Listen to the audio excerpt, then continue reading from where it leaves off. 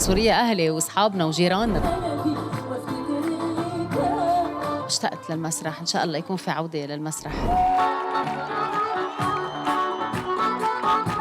بنص الجو كارول سماحة النجمة العربية اللي مكسرة الدنيا، أهلا وسهلا فيكي بسوريا وبمهرجان ليالي قلعة دمشق. ميرسي أيهم، ثانك يو. سوريا موجودة لو كل كم سنة، بدنا أكتر، شو محضرين لسه أكتر هون؟ يلا أنتوا قدموا لي الدعوة وأنا راضية أجي دايما كل مرة. حدا بده دعوة على بلده؟ أنا لا، مش دعوة على بلدي بس على المهرجانات أكيد أنا بستنى دعوتكم إلي، صح؟ أكيد. كارول أنا سوريا أهلي وأصحابنا وجيراننا أكيد، بس عم بحكي فنيا. يلا بستنى دعوتكم.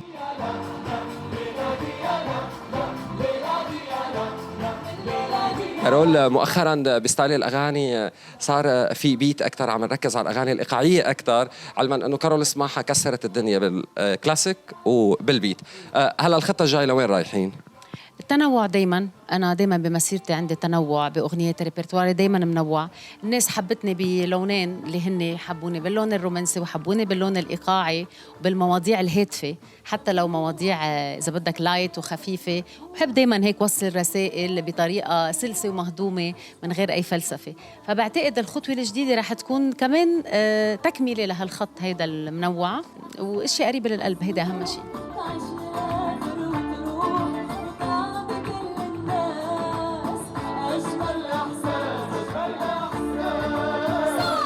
شو عملت يا شباب يا بنات وفوضى فوضى؟ شو القصة؟ في سر وراء هالغنيتين؟ صراحة أنا الأصداء اللي اجتني من سوريا على هالأغنيتين بالذات، يا شباب يا بنات وفوضى، كبر لي قلبي. بعرف قد ايه الشعب السوري بحب الأغاني هيك الشعبية القريبة اللي فيها إذا بدك خفة.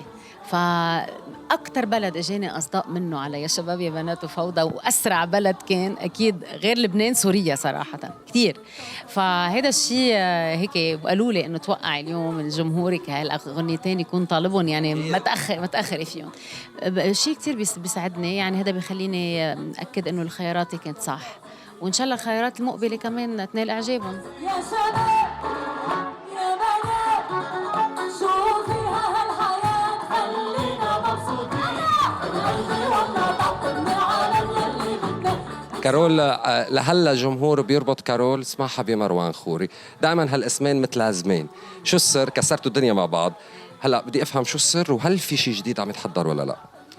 السر إنه كان في تناغم فني، في كيمياء فنية، أصواتنا لبقت كتير على بعض لما غنينا ديو. بعتقد هذا هو السبب الأساسي.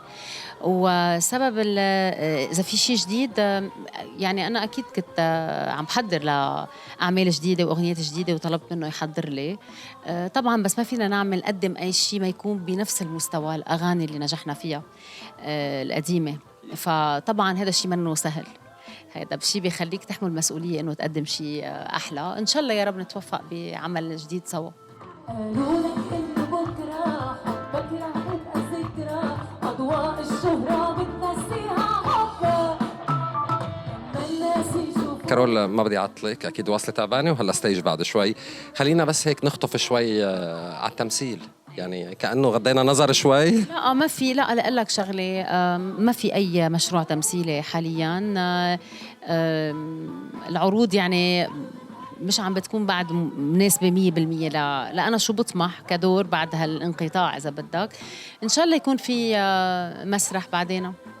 مسرح مصرة كارول؟ مسرح؟ إيه لا، اشتقت للمسرح، إن شاء الله يكون في عودة للمسرح. ما في حاليا، لا ما في، بس يكون في بقلكم. نورتينا، شكرا كتير إلك. ميرسي لك.